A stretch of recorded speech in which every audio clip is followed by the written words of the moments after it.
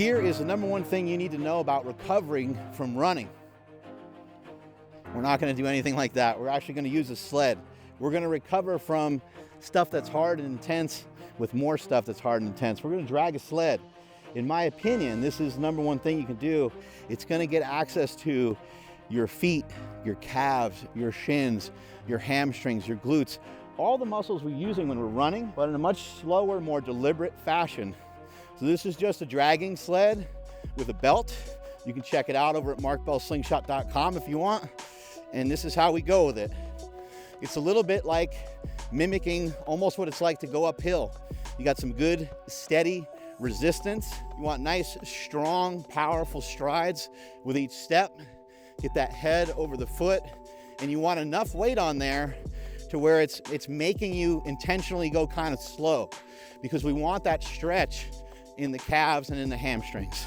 How far should you go with this? It's gonna kind of depend on the resistance level, but I would say you should probably go about 100 yards with it, or you can time it and you do 60 to 90 seconds. So that might mean you have to pull it outside. Get into those glutes, make it nasty.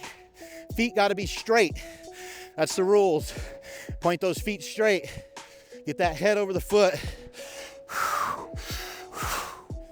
Wow. I would do 3 sets of that. In between, we're going backwards, because I want the quads to recover too, and all the muscles around the knee. You can play with this and you can stay on your toes the whole time, or you can just kind of drift back into your heels, just like that. Anywhere between 1 to 3 good sets of this would be plenty of work for the day.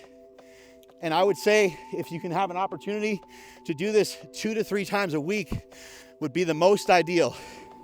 In addition to this, for recovery, I highly recommend, and one of the most important things, I think, alongside with a good training program, is myofascial release.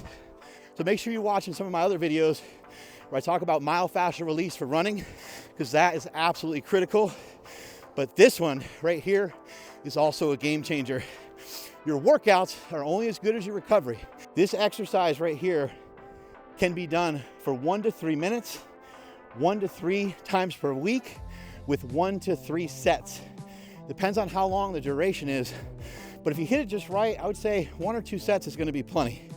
This is a great exercise. Sled dragging is incredible. It's going to put a lot of blood into the area, drive a lot of nutrients into the area. For somebody that might be running or bodybuilding, powerlifting, we want to try to jam pack and shove nutrients into the muscles.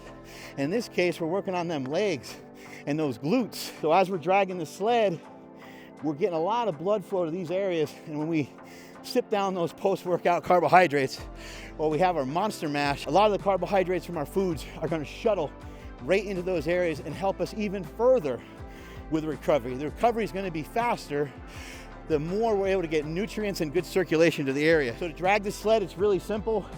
We're not going to run anywhere with it. We're not trying to sprint. Nice, deliberate walking, a power walk, head over foot, and see if you can get that back leg to do a little bit of a twist to the side. So you can flick that heel out a little bit, and you're gonna get extra glute activation with every turn. You can stick those elbows out real far. You can do this kind of David Weck type deal, driving one elbow up, one elbow down. The weight that you use when you're dragging the sled is going to be up to you, but again, I want the set to be 1 to 3 minutes or 100 to 200 yards or so. So that's going to determine how much weight's on the sled. It's not trying to annihilate you. Trying to get some good stimulus, some good blood flow.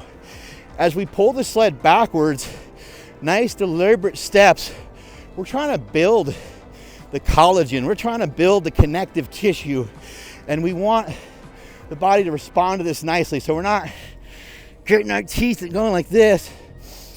Try your best to relax. Relax the eyes, relax the body, relax the mind and spirit the best you can.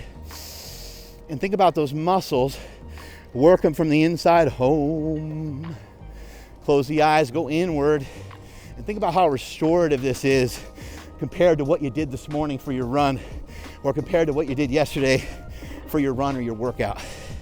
And when you're going backwards, you can stay on the toes the whole time and have the heel slightly up, or you can roll to the heel and push your foot to the front of the shoe every time and lift. And when you lift, you're actually flexing those tibs. Chicks dig big tibs. You want to know what the single biggest problem with running is? It's really fucking hard. It's too hard sometimes.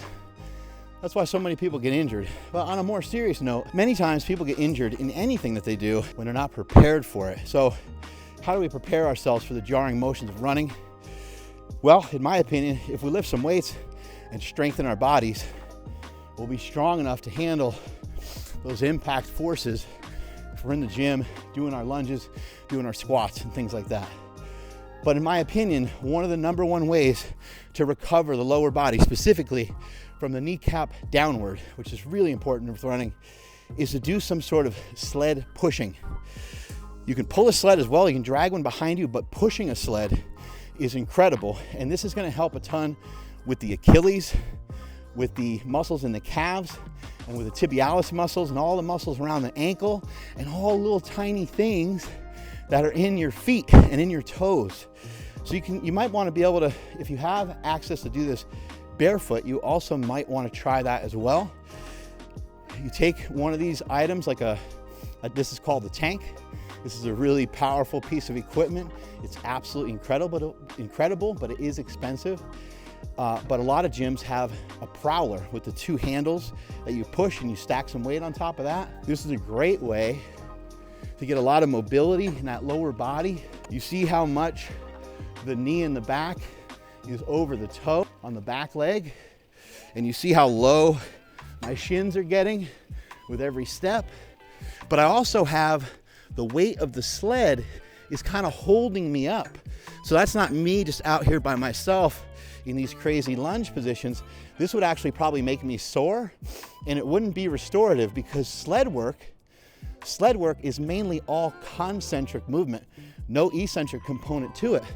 So this is brilliant to come in here and to get on this guy, low and slow. Blow out some of that energy that you did before, blow out some of that workout that you did previously, and get some good restoration going on. We're gonna flip around, got another lap to do. If you have access to this, probably about 50 to 60 yards would be a good amount to go. And getting that done for about 3 sets, 2 to 3 times a week would be ideal. Look at my feet, look at my toes, look at what's happening to that foot right there. I'm getting a tremendous, can't see the stretch that I'm getting, but I'm not very flexible through some of those areas. And so that's a tremendous flex for me. And then it's my foot has to work through that range of motion. If I kick the shoes off, sometimes you slide. If I kick the shoes off, as I go, you're gonna see I'm gonna paw at the ground. I'm gonna keep this knee straight with the sled the best I can.